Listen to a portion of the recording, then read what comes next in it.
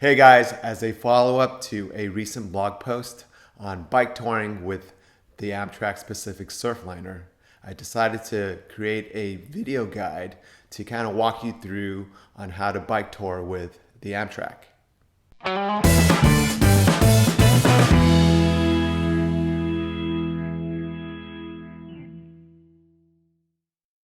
So the first thing you need to figure out is where you would like to travel to.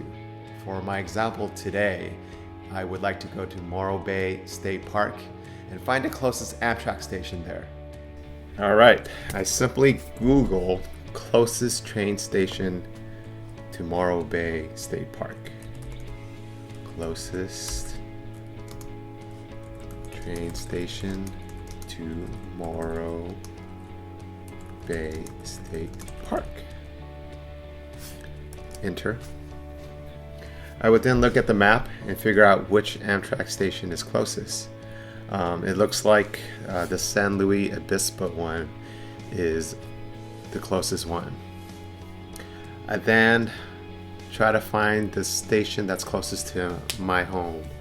I do this by finding closest station nearest to your city area. So what I would do here is change this to closest train station to Los Angeles, which is the closest for me.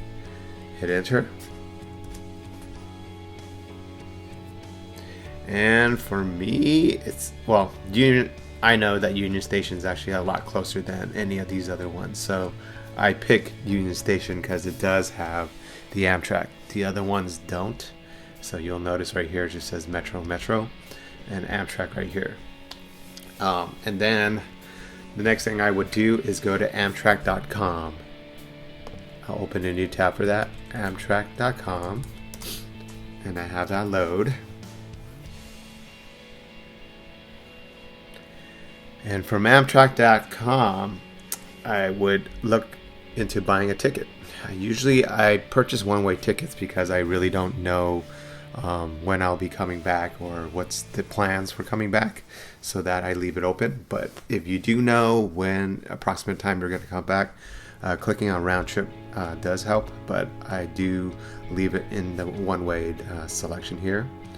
And then I would start at Union. So I'll type Union Station. There's a couple of them, but you look for the one that's the station that's closest to your home, and mine would be Los Angeles. And then I remember the acronym for San Luis Obispo is SLO, so that came up really quick. And I choose the date I wanted to depart at. For this example, I just choose today. I usually try to leave in the morning. If I wanted to do that, I select morning, but for this example you could select any time or any of the other two time frames, the afternoon or evening. I mean, any time is actually pretty flexible so that you can get more choices there.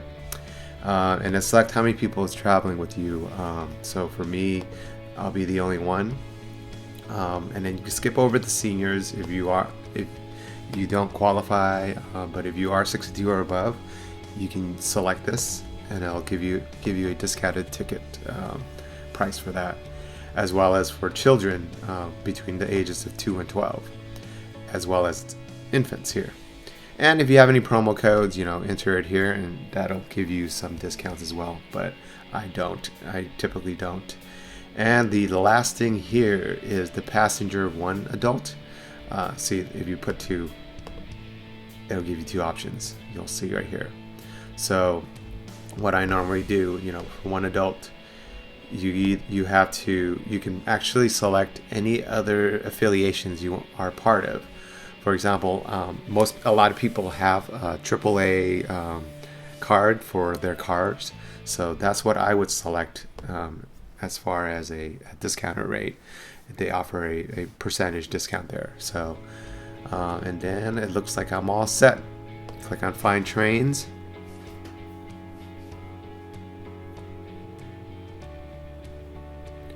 And from here, you actually can see the first leg of your trip, which is from Los Angeles to San Luis Obispo.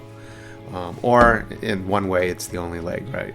So from here, you'll look at, when I'm scrolling down, you'll see this page listing all the trains that are departing at whatever times that you've selected, and as well as bus services as well for you to use. And then there's a couple of columns here: premium, flexible, value, and saver. So if you hover over it, it tells you like what you actually get out of them. But I typically just go for the cheapest value, as much as in terms of like travel and whatnot.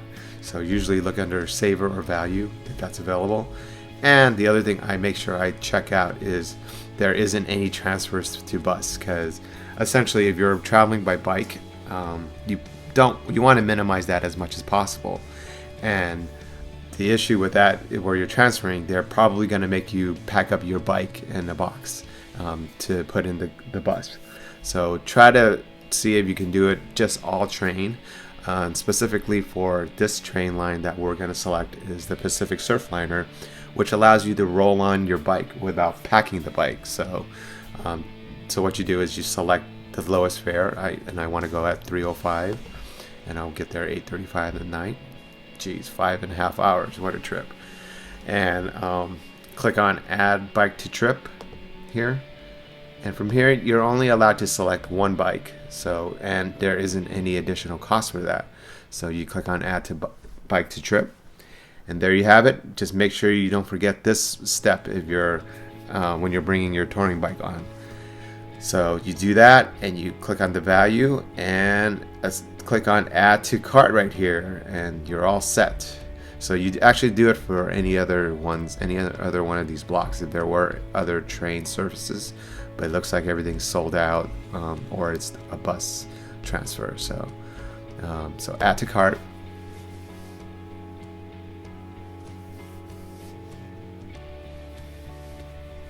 From here, there's promotional things that Amtrak's trying to push forward to sell you. So I don't really need a hotel because I'm going to be camping, so I just skip that and go on to enter passenger information or info. From here, if you have a login for Amtrak, you should use that, but if you don't, which I don't, I typically go scroll down right here. You can select a different way of receiving your tickets. An e-ticket, you could either print it or it's sent through an email, so you could have it on your phone, or you can go to a station to have it printed there, or even a ticket agent. And I'm not sure what the it's the Metrolink ticket machine, but honestly I don't use that because it's really convenient just to have it on your phone with you, and you can always save a image capture of the ticket if you don't have service for your cell. So that's a really good convenience there. And then we proceed over here to enter my name here. So let's see here. Yep. And then if you have a guest reward number, you should enter that here. I do have mine, but I'm not going to enter it. That just gives you points for travel, just like airlines. The next thing is primary contact information. Let's enter our phone number. Let's pretend, let's pretend, I'll just enter my own number and go from there. And then my email address. Whoops, I have autofill going on here. Let's take those others out. And then sign up for delay alerts. I would not. I actually don't. Well, actually, never mind. Actually, I do. I do want them to let me know if there was any delay. So I do a text to the phone number here, as well as like when the delay, if it's delayed 30 minutes or whatever, you can sign up for a notification for that. And then the recommended add travel protection. This is actually more of a personal choice for you, whether you want to make sure that your purchase is insured in a way. I typically don't do it because I'm pretty confident that I'm gonna make the trip. There's no way I'm gonna miss it, so I usually choose no here, and I go continue to payment down here.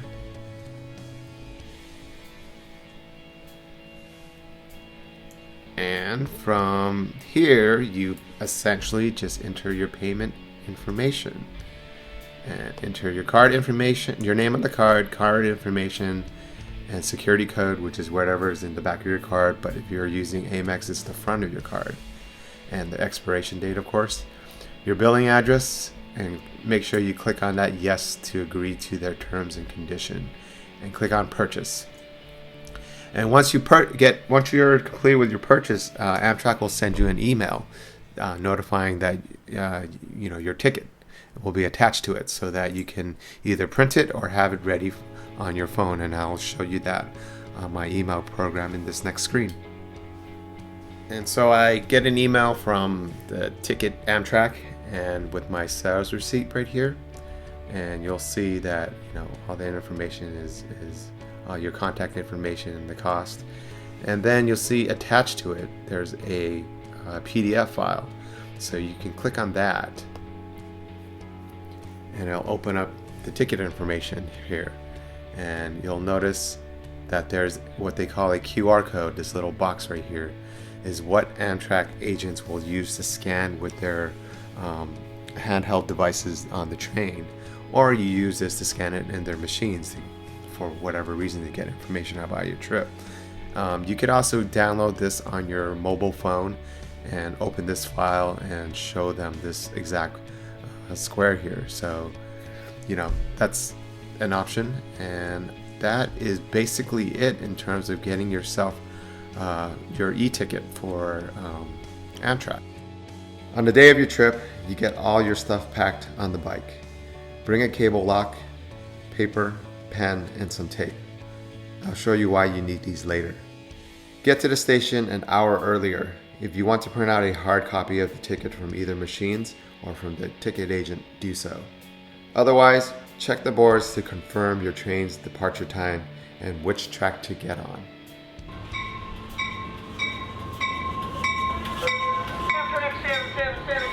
When your train is ready to board, locate the bike car. It is usually the last one of the ends. Ask the conductor to be sure. Once you're in the bike car, roll towards the back and find the bike parking area. Take your bags off the bike and place it on the overhead compartment. Lock your bike with the cable lock against the railing or with another bike that you know.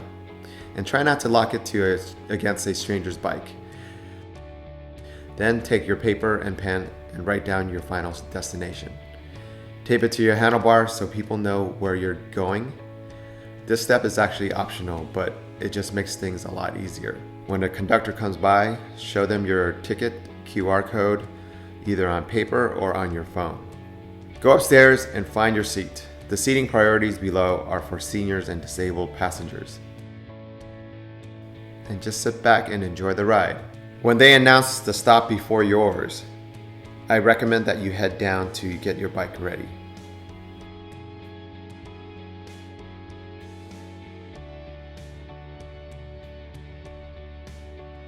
When your stop comes, let passengers out first before you exit. Double check that you have everything. Once you've confirmed, you can start your ride to your destination for the night. So that is how I use the Amtrak for my bike tours. If you have any questions, make sure you leave them below in the comments.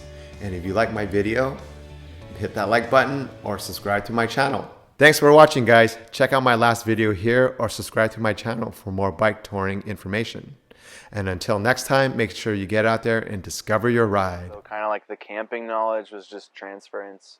But then it was really tough figuring out how to pack it down. Because I remember getting there, and I had an extra cycle, which it's so much extra storage, and even still it was tough. So I think just the logistics of packing, and then I spent the whole week really fielding items that I